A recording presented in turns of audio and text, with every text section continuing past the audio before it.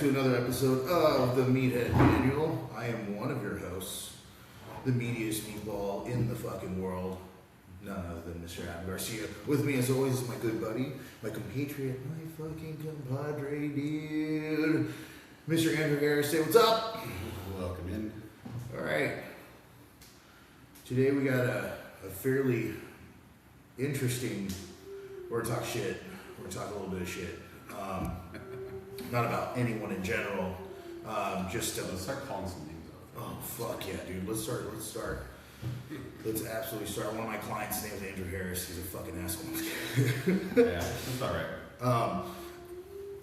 I'm not gonna lie. Right now, I'm feeling really good. Yeah. I'm feeling pretty good. I told myself, I made a promise to myself, I was gonna lose some weight. We're doing it. Yeah. You know what I mean? Let's see, we're down 17 pounds now. I started at 292 at the beginning of this month in July. Now, mind you, I went hard, Yeah. a little too hard. But I also feel like, I think it was like a good part of it was like, it was like when I don't know if it is a thing or not, but when I'm in the middle of all this, of me losing weight and all this other stuff, I noticed that my weight would either stay stagnant or it wouldn't go anywhere. It would stay stagnant, or it made me I'd either lose a little bit and then gain it all back. And it was like, I always felt like it was because mentally I kind of would always tell myself like, oh dude, like the moment I get down there, I'm gonna lose all my strength, dude. Yeah. And it's because it's the truth. The moment that you get down to a certain weight, or even if you lose a little bit of weight, your numbers start to really show it. And it was as if the moment I went, hey man, who cares? Yeah. Lose the weight, look better, feel better, and then we'll go back. We'll not climb back up weight wise, but we'll climb back up strength wise. And it was like the moment I started telling myself that, I started getting myself into that kind of mindset, brother in Christ, it's like my body just went, oh thank God, and just let everything go. I also feel like a lot of it too was inflammation. Yeah. I think I was just really inflamed, really gross and really fat.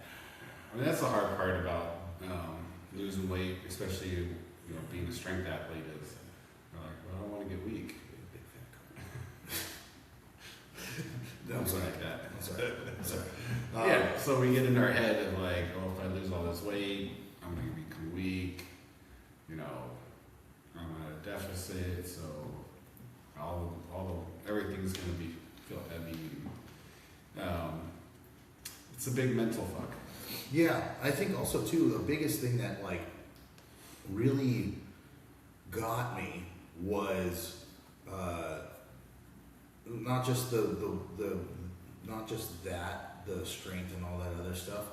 I also felt like, the smaller I was gonna, as I lose weight, I'm gonna get smaller. I'm gonna look small. I'm gonna look fucking like I don't even lift or anything. Yeah. Blah, blah, blah. There's an ego to it, right? But one, I put myself on a challenge to see if I could try and get through 120 days straight, no cheating. Okay. Right? So I'm 30 days down, right? 3 more months to go. 3 more months to go. I'm trying to do I was watching, because if I'm not watching bodybuilders eat, Your favorite? that's my favorite. I'll watch full day of eating for different bodybuilders, but I'll also watch this guy. His name is Beard Meats Food. Okay. And it's fucking disgusting what he does. He just sits there and he mukbangs, dude. Like he's a pretty he's a lean, jacked British dude. I think he's British. Yeah. And he just goes around the country, goes around the world, and does eating challenges. Okay. Right? So one of the challenges he did was a 75-ounce steak with 6 double order side orders. So three double order mac and cheese, and then 3 double order of something else. I can't remember. And he smashed on all of it, dude. He ate it all. It's so gross. Yeah, dude. And it's like, now here's the issue. Here's the issue, right? The food looks so good. Yeah. But it's also watching him do that also makes me go, okay, I'm good. I can just gonna go eat my chicken and cream of rice and shit. And then watching how watching the bodybuilder stuff on Muscle and Fitness, one of the narrators was like, a normal prep for a Mr. Olympia is around 16 to 20 weeks of like dieting and prepping and stuff like that, right? Well, I went, okay, if bodybuilders can do it for 16 weeks, why can't I? Exactly. And it's like, now mind you, I'm not a bodybuilder. I would love to try my hand at it at least once, you know what I mean? I think that's something I would do like towards the end of my career or something like that, just try it, you know what I mean? See, fucking jacked in the dude, so weird. It would be so weird. But yeah, I was like, okay, well, like it's 16 weeks, I can fucking do that. No, absolutely. You know? So I'm choosing this 16 weeks.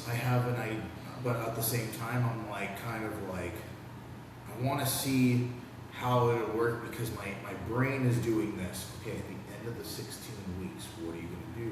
What are you going to eat?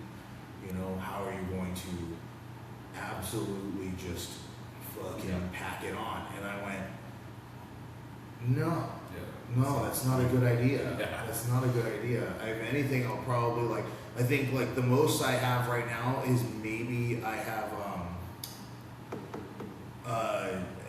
I'm going to be going to a birthday party August 14th, and we're going to be meeting at Little Sakana. And that's probably like the most I'll quote unquote cheat out of whatever, you know what I mean? But like no more, I'm not having pizza, I'm not having fucking burgers, I'm not having any of that other shit. Just good. And like that's kind of one of the problems in the bodybuilding community that I've seen is like they get done with their competition and they like the first thing they have like cookies and all this like junk food just waiting for them. And so what ends up actually happening when you do something like that, so like, if you go from a caloric deficit to a massive surplus in a short amount of time, you're going to put in more fat cells into your body, which you don't want to do. So what normally happens is fat cells expand.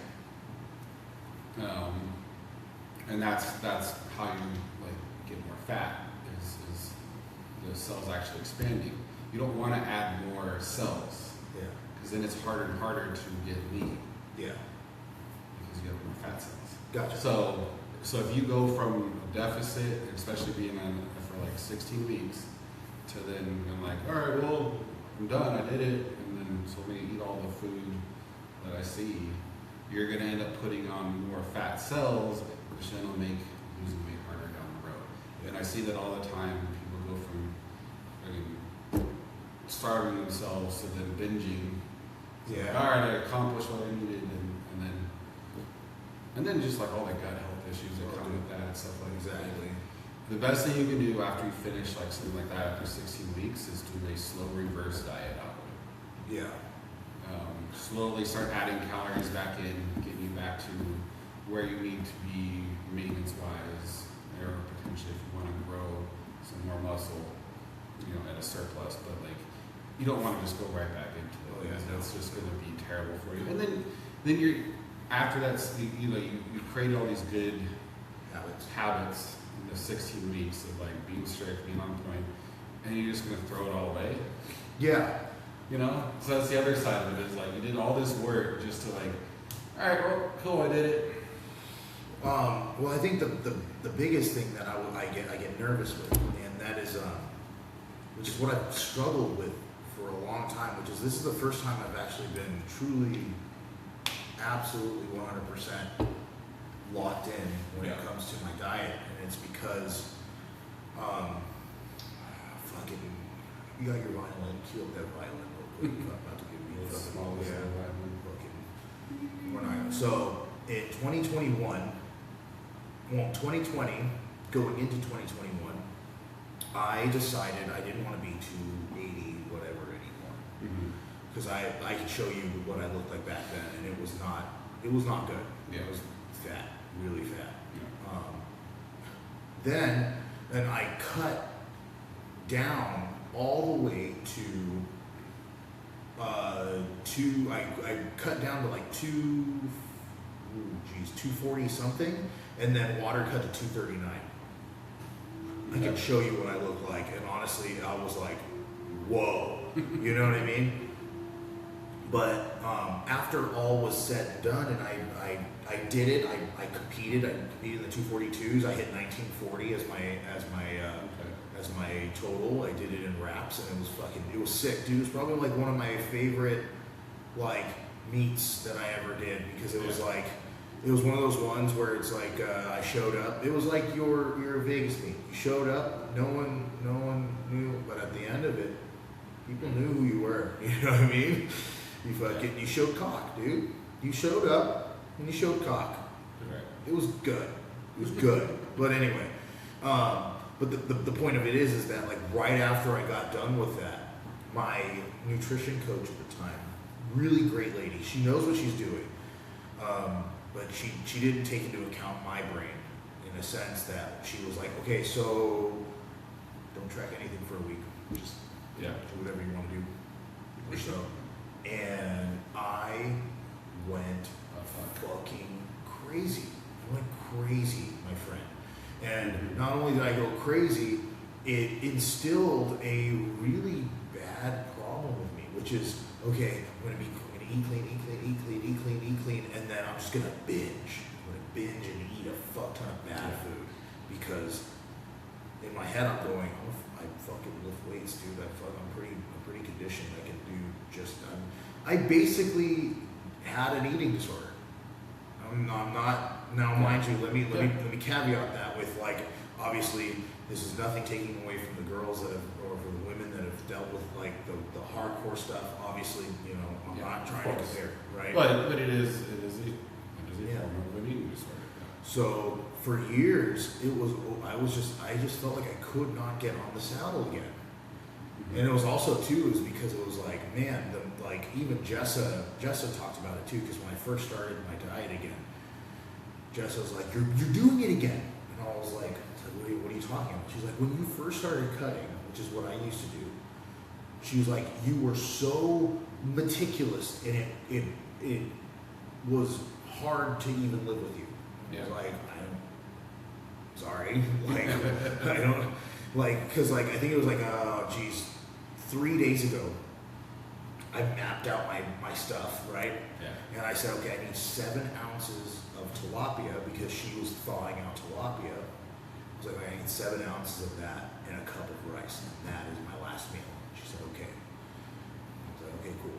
I'm getting it, and I got it, and I was like, maybe it's the lighting or something, but this doesn't look like tilapia. If I could take a spoonful, eat it.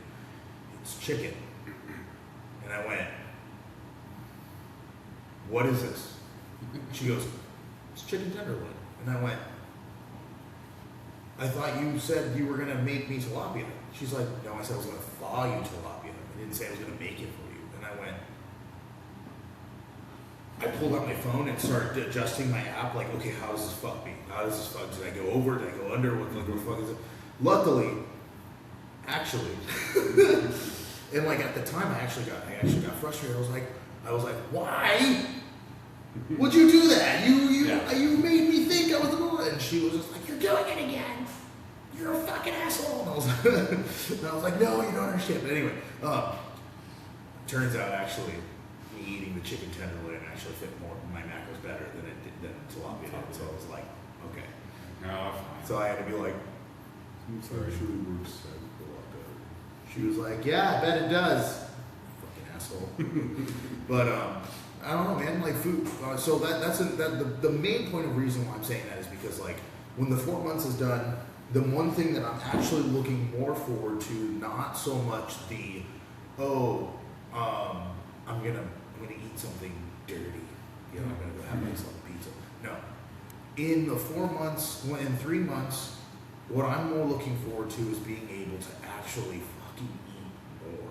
I just want to eat more. Dude, my low days are like I'm ending with a salad, and like I'm not going to bed super hungry, but I'm also going to bed like fuck, like I have to. These are my craving fucking fixes because it's like by the end of it I'm like fuck, dude, I need something. It's rough. It's rough cutting. Yeah, but at the same time though, again, it's like you get we get to the 3 month mark. My goal is to be able to start I want my metabolism so good that I can eat up to 5,000 calories. Okay. That would be the goal. Because there's a lot of guys that are just like, I eat 4,500 calories a day, just it's my maintenance, and I'm like, and then people ask me, they're like, how much do you eat? And I'm like, if I go over just a little bit, it hits 3,200 exactly. Mm-hmm. And they're like, that's nothing. You're not eating enough. What is going on here? And I'm like, on my high days, I should feel really good. Yeah. Like I don't. Yeah, but also you gotta look into like how much activity you're doing on a daily basis. So that's a big part of it.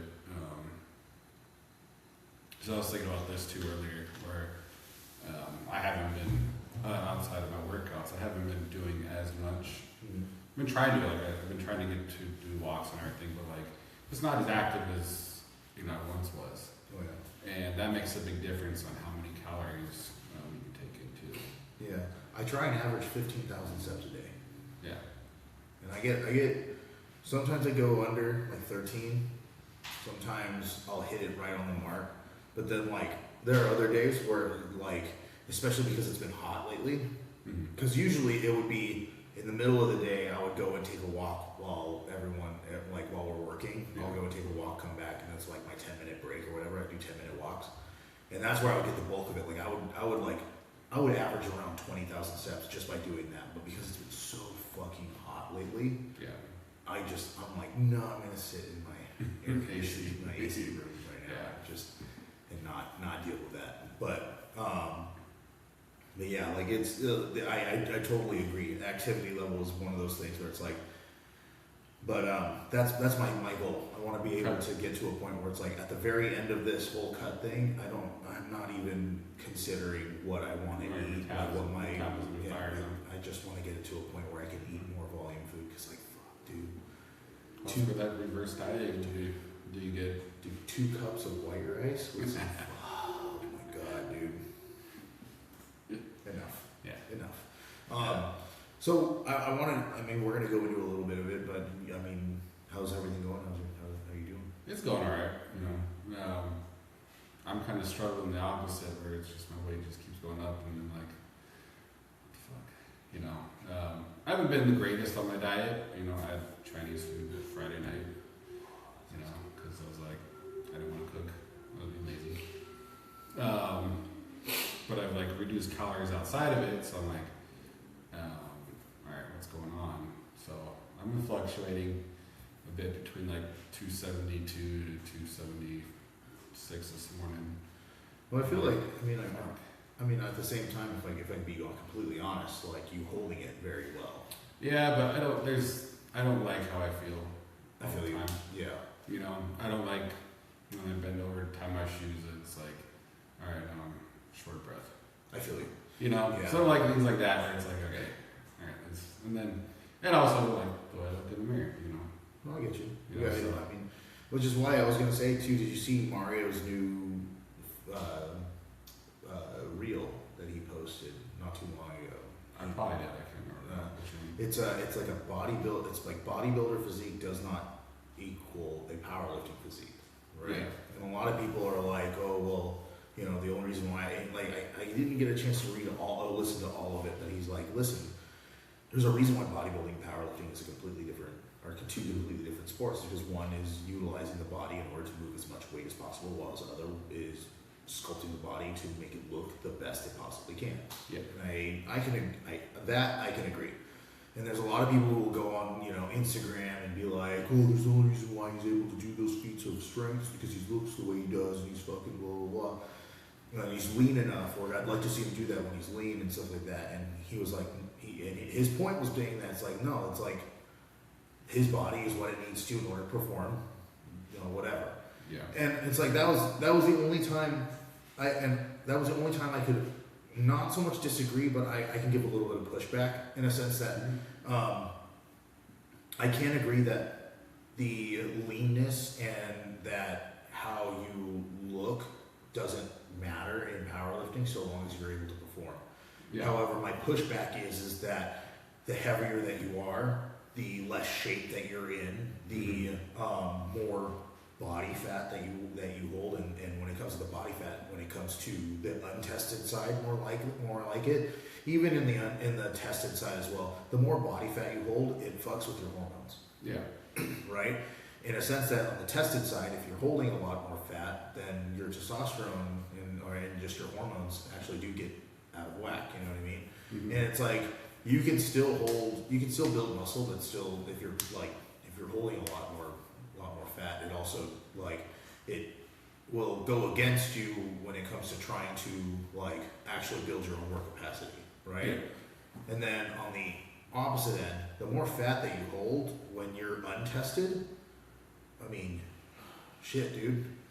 The more I call it, you're just literally injecting side effects. Yeah, I was gonna say, your side effects just get between gyno being a lot worse, but then all the health factors, your liver's on fucking working extra hard. Yeah. It's already working hard being on gear, but then also carrying around extra weight. Your body has to process all that. It's not healthy, so you're not. Where you're getting at is you're not able to perform your best. Yeah. Being heavier. Yeah. Because of all the side effects that's going on, whereas you'd probably be better off being leaner. Yeah. And being healthier. Mm-hmm. Performing at your best. Yeah. And here's the thing too, and I'm not saying that there are a lot of people who are like, well, look at Jesus Oliveras. It's like, well, Jesus Oliveras is one of those outliers. There's a reason why he's one of the best of the best of the best in the world with honors, Yeah. But also then go look at Colton. Yeah. He competes with a six-pack and fucking is the strongest person in the fucking planet right now. Yeah, exactly. And so it's like. And it's like, exactly. And but the point of it is that it's like, obviously it doesn't matter what your body looks like in order to perform, but at the same time, it's you still want to have that healthy balance of a leanness with a stockiness. Like, take for instance Justin Zottel, right? Yeah.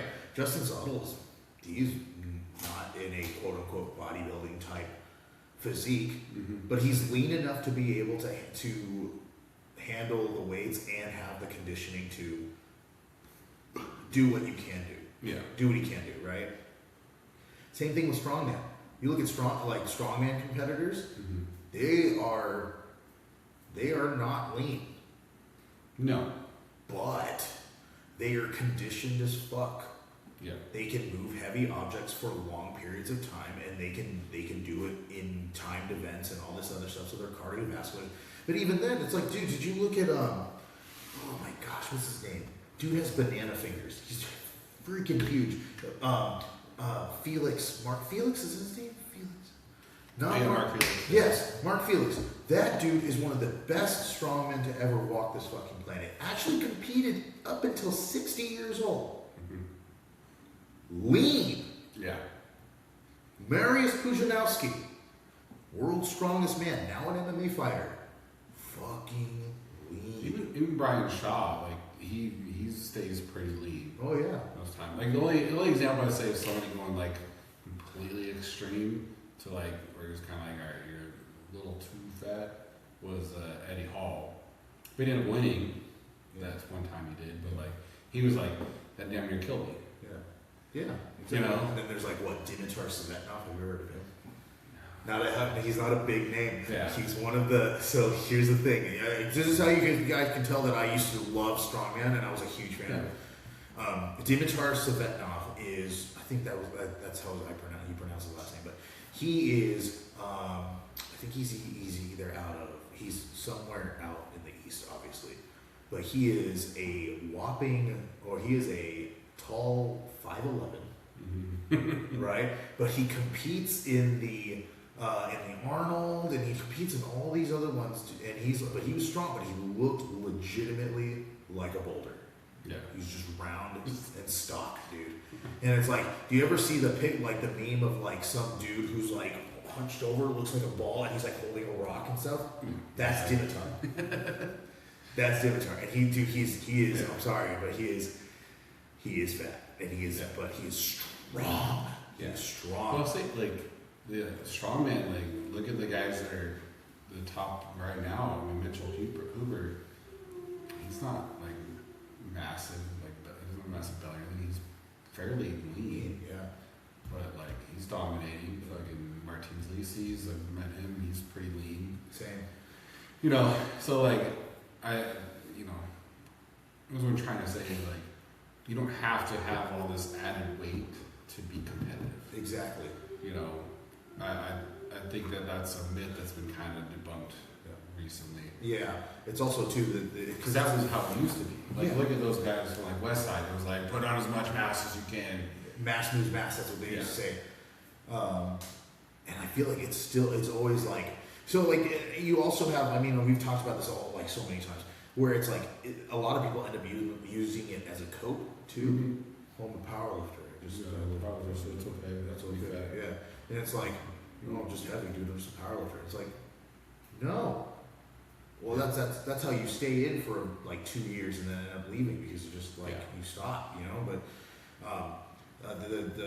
so like that has been like debunked over time, and it's like the leaner you are, not so much the leaner you are, and it's like that's another thing too, is that like it's take for instance Jordy and Chelsea.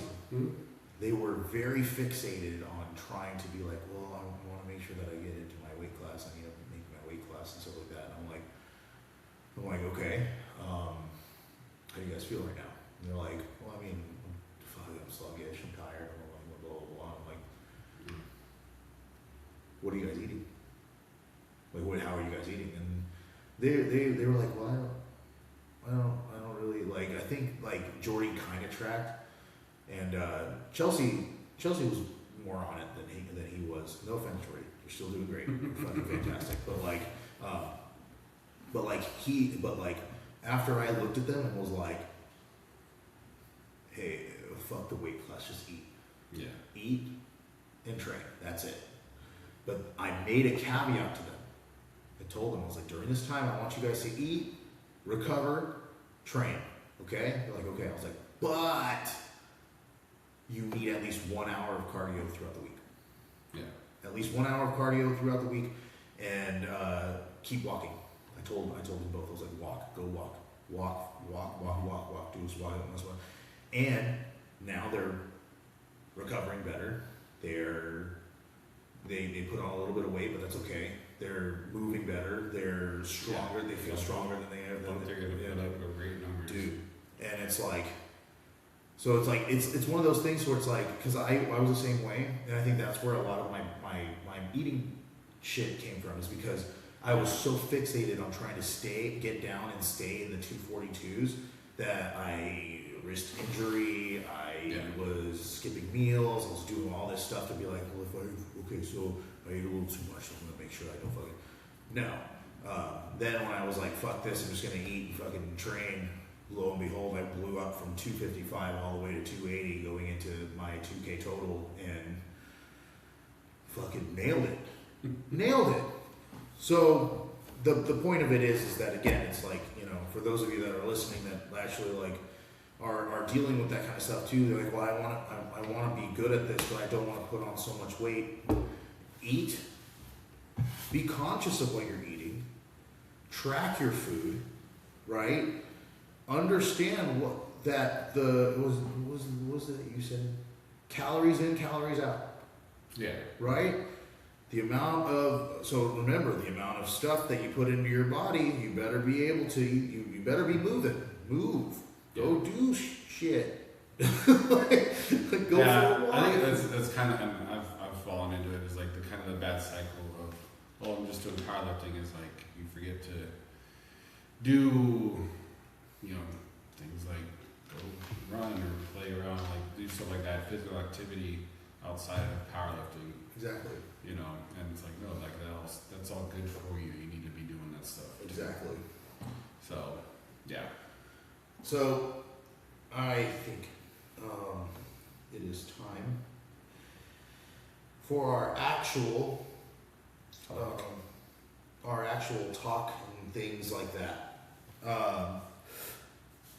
So, we've always talked about this. I think we've touched on little pieces of it. I started looking up different things to kind of like be able to kind of like funnel my brain into different things, and I started thinking about things that we can bring up or things that we can kind of like bring back, and that was for us. We've always talked about red flags with some with clients or with coaches. Now we're going to kind of like take both, and we're going to kind of like see where they overlap, right? So one of the big ones that I was looking at, and this can go for both client and for coach, right? Yeah. Low compliance, poor communication, Yeah. right? So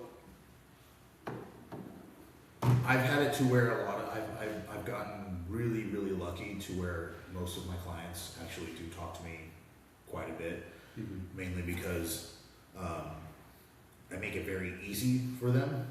Like, Yeah. you have my phone number, text me. Yeah. You know what I mean?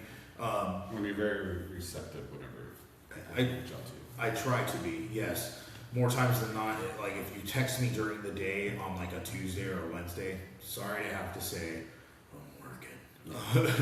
But so on the coach's side, if you're not getting a like a response, or you're not getting at least a hey, just checking in, seeing how you're doing, at least the check-in portion, how do you handle that? Well, I mean, like right now, one of the main people I'm coaching somebody for is Brandon, and we're friends, so That's easy. yeah, we're in kind of talking anyway, so not a real big issue there. But what I will say is, like, as I get, once I get done with school and everything, get back into building a business, is once I get to where I have a lot more clients, I'll set up a system of like check-in days. Yeah. And try to like, all right, I have these people to contact and make sure they're like, hey, how's everything moving? Yeah. Things like that. I also have everybody put notes into their program, so that like, all right, when I go and at least open up their program, I know, okay, this is how this moved. And this is how this felt. So like, that way, when I have them reach out and like, all right, how's the workouts this week, So that kind of helps with that. But I like you have a pretty open, dialogue with everybody. My coach, and they can reach out to me anytime and be like, hey, what should I do for this? Or this is feeling like this, So yeah, everybody. All right. Most of my clients right now I've been with for 5 years, so That's our shit. it's kind of like we're kind of just cruising at this point. I feel that. Pretty I think it's so like for me, if it's someone that I know that doesn't talk to me very often, because I have a couple of those, I will reach out on like, so I usually will get done with programs Sunday night, Monday morning, and then I will start reaching out to those that don't really communicate very well on Wednesday. Yeah. Hey, how things moving? Hey, how we doing? One of them actually started doing like very surprising, turned around, like he wasn't communicating very much, wasn't really doing what I wanted them to do. Told them straight out, I was like, hey, I'm gonna need you to stay on program.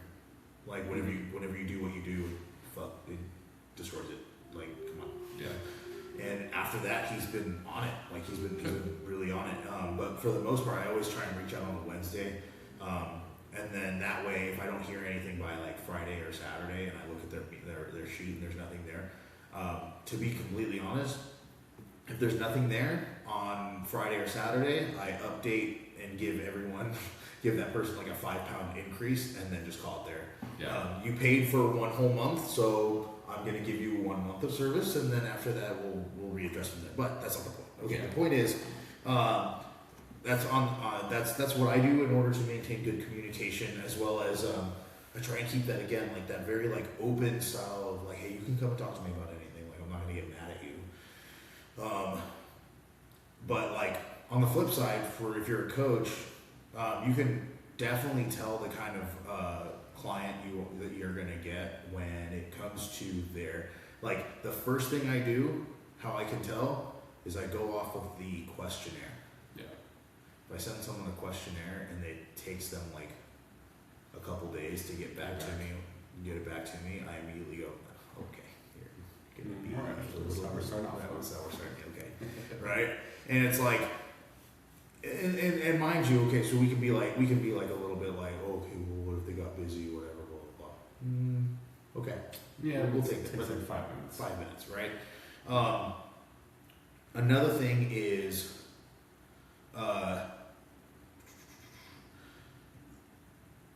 so this is something that it's going to gear more towards the clients and stuff like that. And this is something I personally have never had to deal with yet, but it's the people that complain. It's the over complainers, right? Mhm.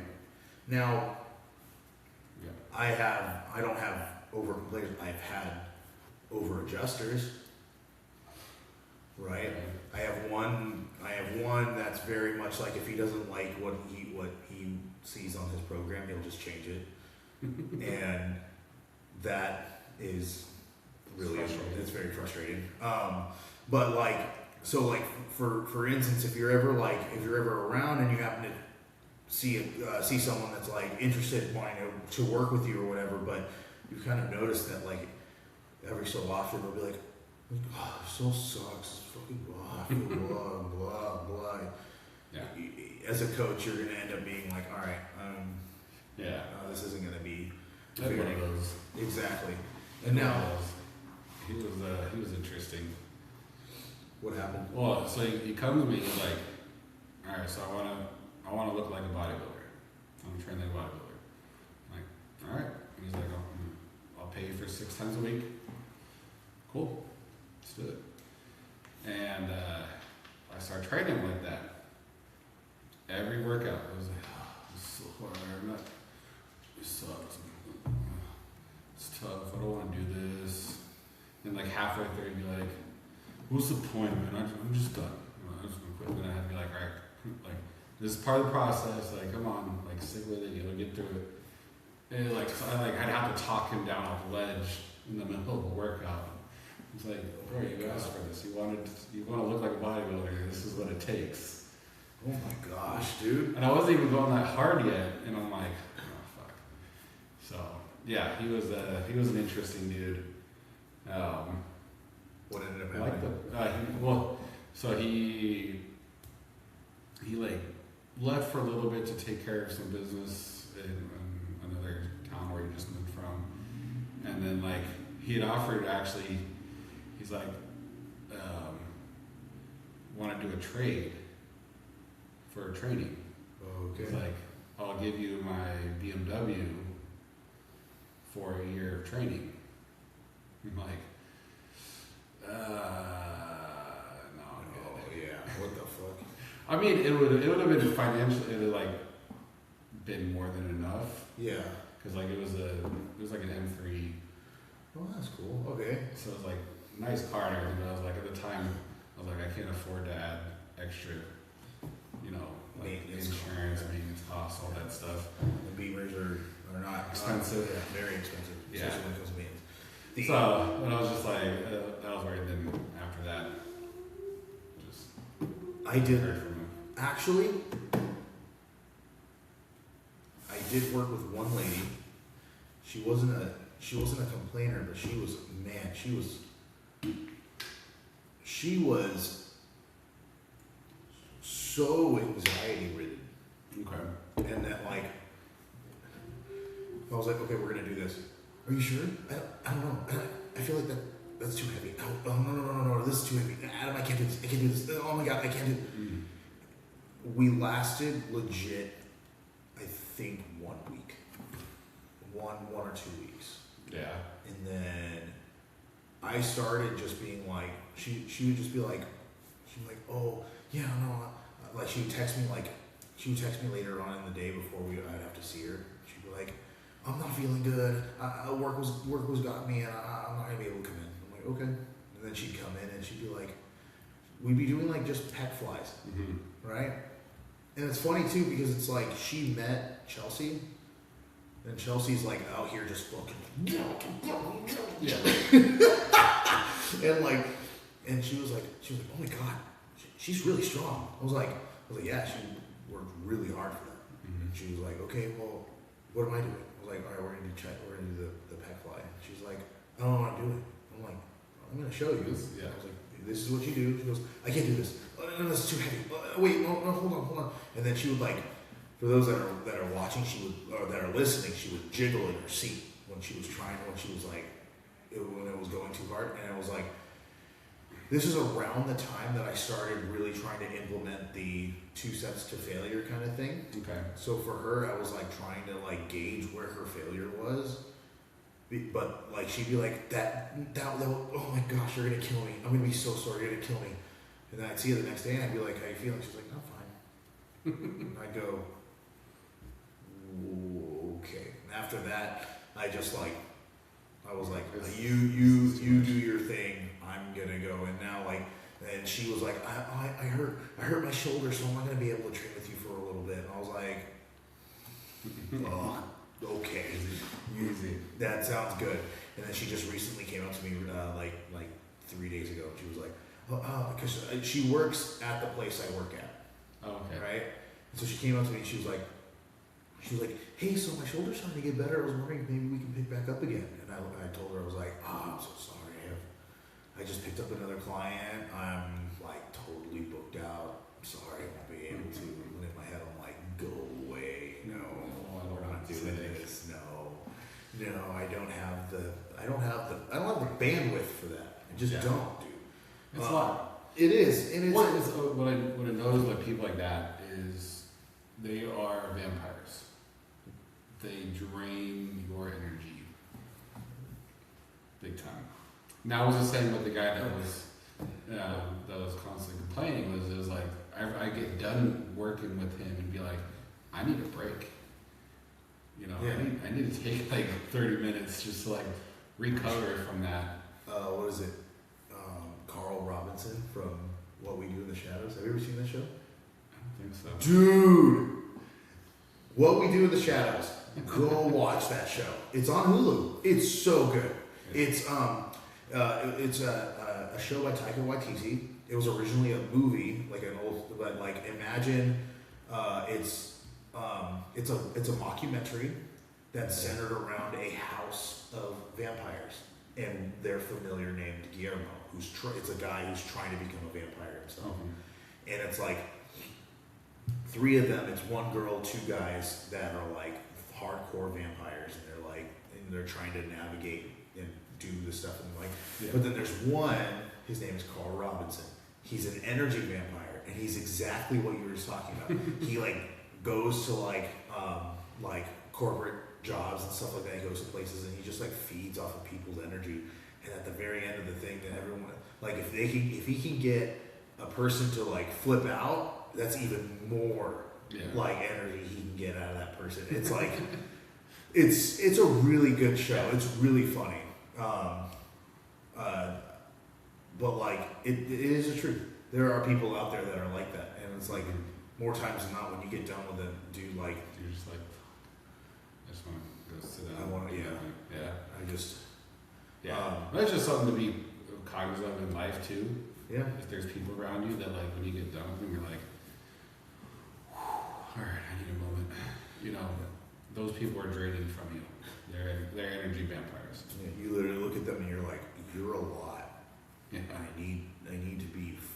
I almost feel like I need to be like in the zone to be around you, kind of thing. So you gotta be careful of those people.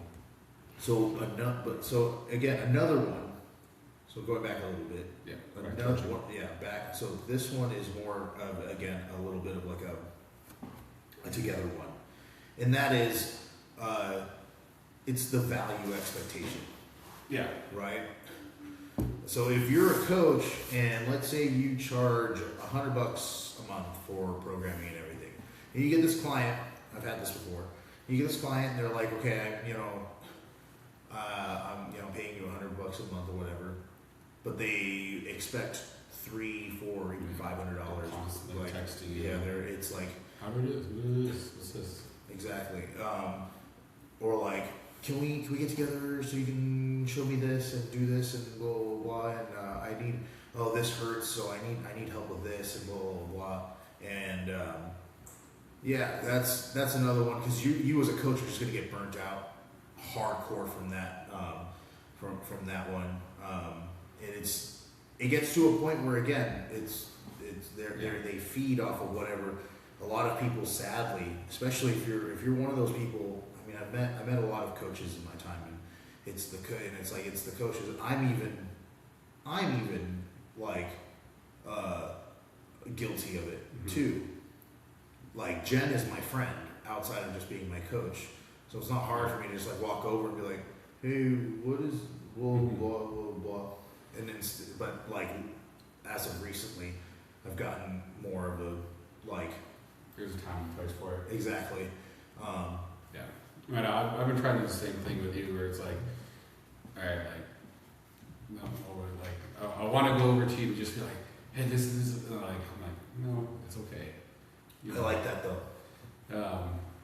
Yeah, but like, I don't, like, especially if you're working out, like, there's a time for it. When you're done, you can wait until you're done.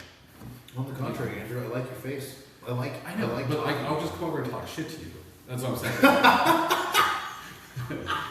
It's like, yeah. Instead of it always being about like, workouts or the business, like, I'd just rather talk shit. Yeah. Or just have fun with it. Around with it. So like I've been trying to be more cognizant of that and be like, all right, like, there's time and place, like, it's not always trying to take, it's like, all right, like, just be a friend, half the time, like most of the time, like. I feel you. So, but most people aren't aware of that, and that's where the problem. And that's going to feed into my pet peeve later. Yeah.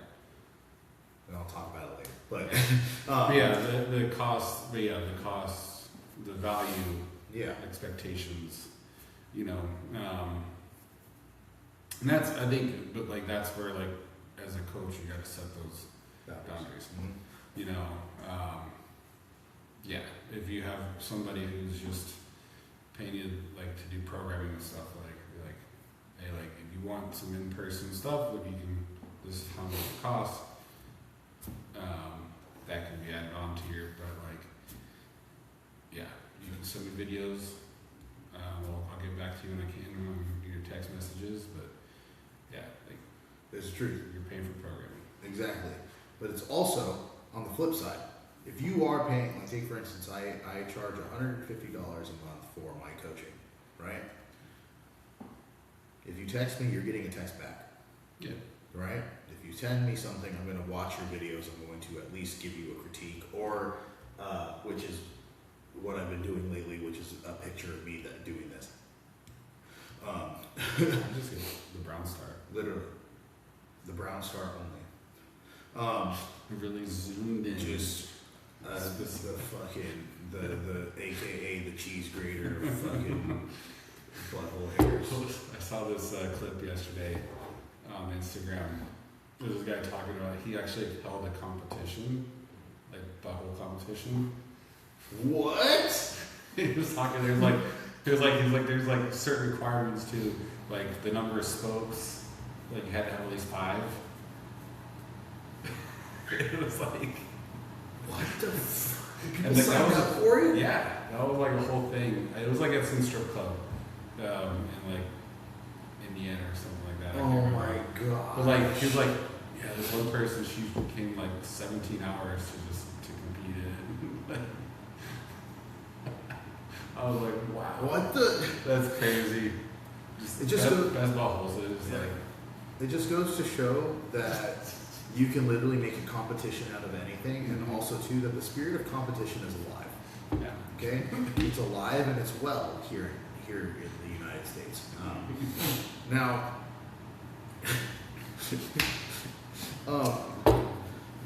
so another one that I started looking at too when it came to like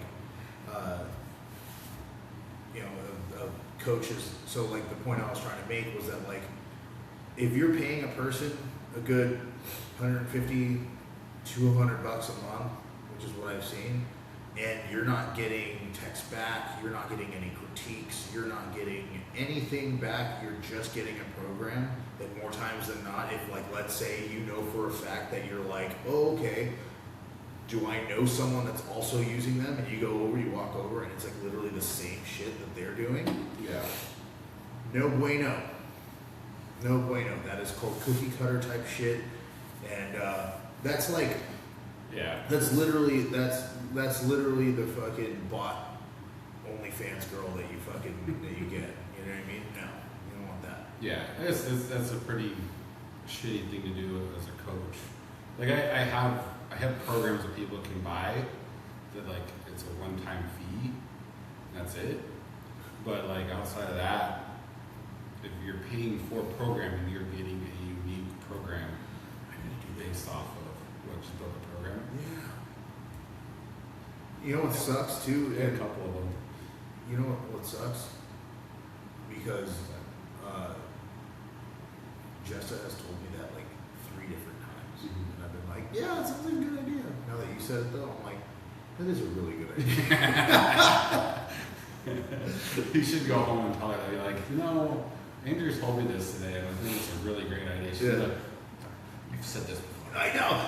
It's every single time, dude. Every single time. I'm always like, yeah, this person was saying this, and you think it's a pretty good idea. She's like, oh my gosh, if I had a wiener, is that what it takes? Do I need a wiener in order for you to listen to me? And I'm like, no.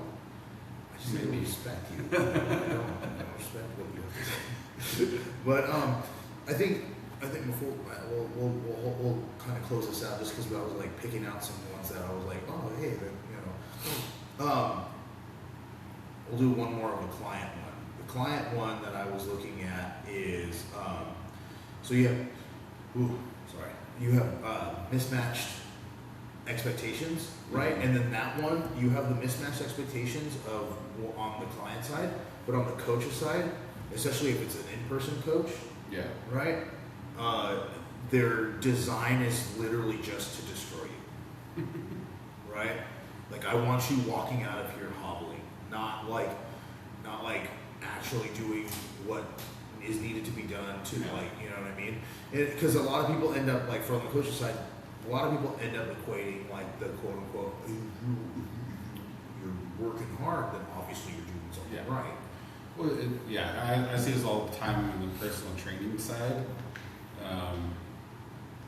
Like these new, especially newer trainers who like just got into it and think that they gotta show something, they gotta prove something, they gotta make the workouts really hard, or else the clients are gonna feel like they're getting enough out of it, or the whole like, well, if they don't sweat a ton, then it's not a good workout. Yeah. You know, all these false equivalencies. When it comes to like training, working out, strength training, the level of soreness is not a good indicator of how good a workout was. How much you sweat is not a good indicator of how effective the workout is. You know, the progression over time is. You know, I always tell people like I don't want you to be so sore that you can't do something the next day. Yeah. Because then you're defeating the whole purpose of doing this, because you want to be able to perform the next day. Mm-hmm. You know, what's the point of creating a workout so hard that they can't function after? Exactly. You know, that's not the goal. You know, so yeah, I see that a lot, especially in inexperienced coaches and trainers, is they think that they gotta just like, all right, I gotta make them hurt. It's gonna be so painful. They need a wheelchair to walk out of here. Yeah. And you can also see it in the program too. I've seen some people who have like shown me their programs and I've been like, all right, so you're doing a top set. You have like 4 or 5 sets of a main movement, okay, and then like 7 or 8 accessory movements, and I'm like, you'll be in the gym for at least 4 hours doing this, because I mean, obviously I know you as a person too. You're gonna be talking to people, but that's why I try and make it to where it's like, okay, you're hitting each body part that I need you to hit, but you're also hitting an accessory that I know is going to work, that's going to help you with the main movement and shit like that. So there's like thought to it. Yeah. Now, on the client side, if you look at it, there's going to be a lot of people that are going to be like, okay, so I want to hit a brand new total of this much weight, okay, but I want to be at 242 to do it, and I want to be able to be conditioned, and I want to be able to be athletic while doing it. Yeah. Pick a sword, use that sword. Yeah. Right? Not saying you can't be conditioned to do, like, set a new total. You can absolutely be conditioned. But it's like the triangle, right? It's like a circle. I was kidding. It's a triangle in the sense of, like, you want to be big and strong, can't be lean. Or kind of thing, right? No, sorry. Let me take that back. You want to be big. We just talked about this Yeah, earlier. we just literally started. You want to be big and strong, but you want to be able to run a marathon. Yeah, be able to run a marathon. That's not gonna work. Yeah. Yeah, what I always tell people is like, you know, there's only so much you can fill your cup full.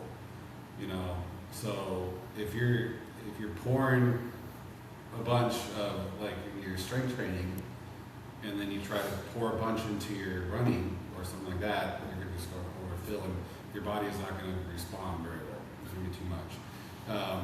So your body is gonna respond to what you're giving the stimulus to the most. Yeah. You know, so if you want to be stronger, you have to have the biggest stimulus be strength training. Exactly. You know, if you want to be able to run a marathon, that stimulus now has to be running. Yeah.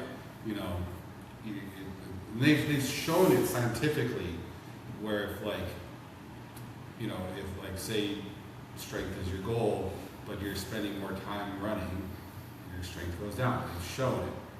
Because there's only so much capacity for your body to do, and it's conflicting signals. Yeah.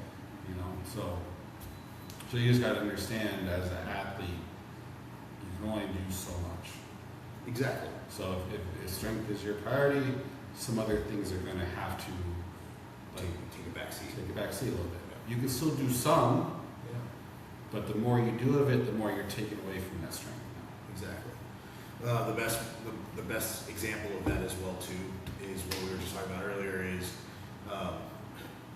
trying too hard to get stronger while also trying to lose weight. I'm sorry to have to say it. It's hard to get strong in a deficit. It is. It's very, very hard to get strong in a deficit. You can maintain strength while in a deficit. Even that's hard. Even then, that's hard too.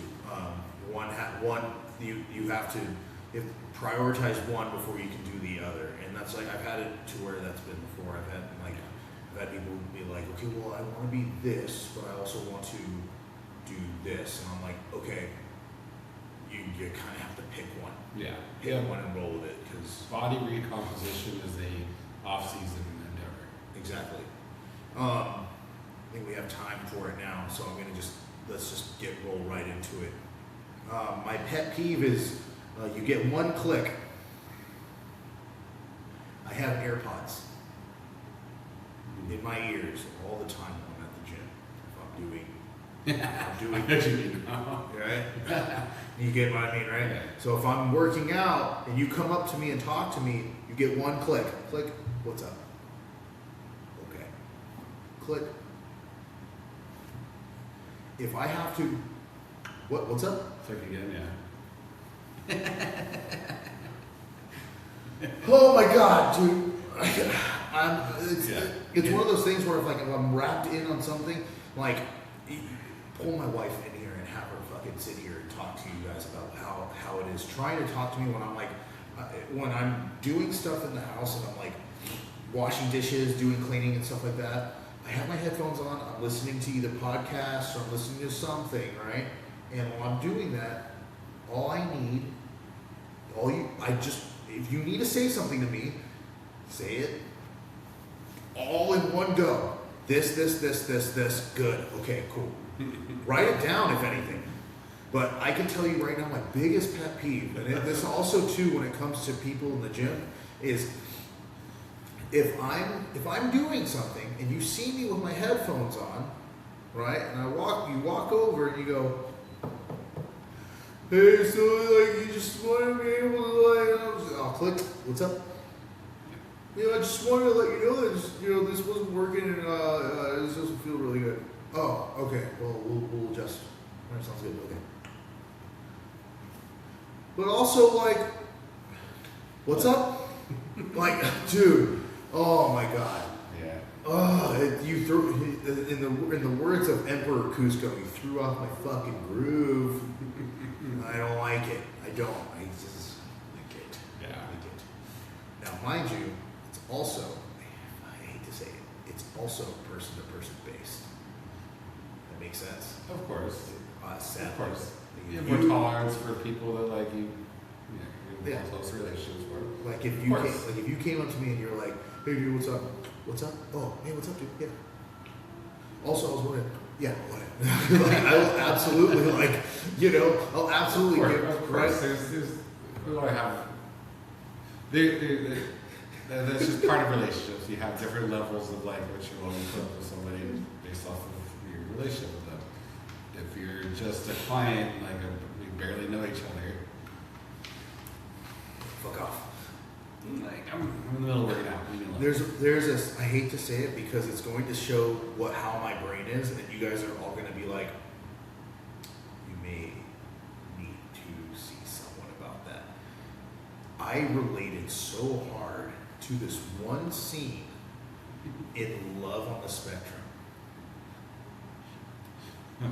It's this dude. It's one of the guys, Yeah. and it's a girl, and they're sitting down and they're having dinner, but he has his headphones on and he's watching something while he's eating.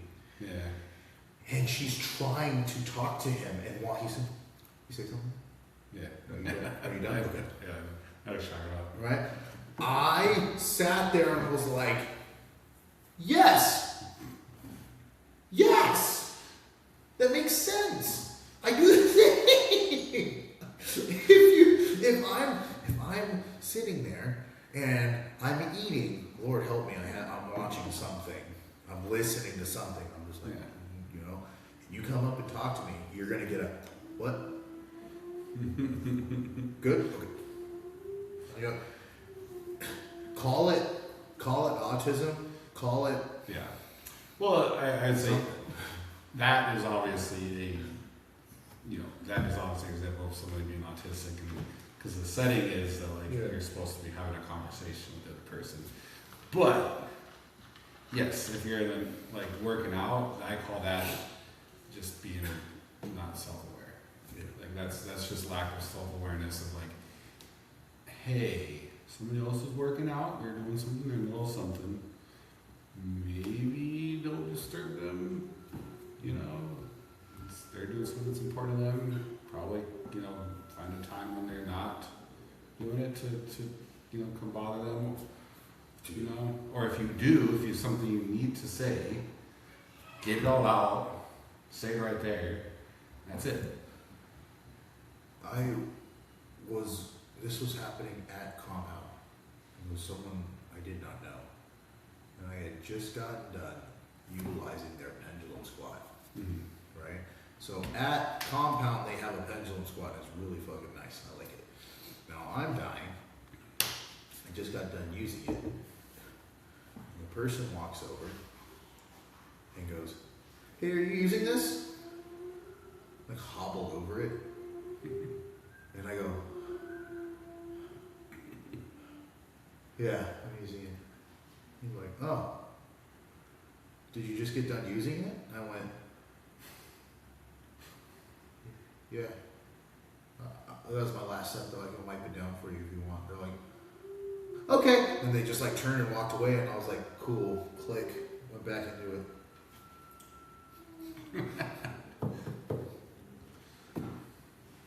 Yeah. Actually, no, I just want the weight so I can use the hack squat.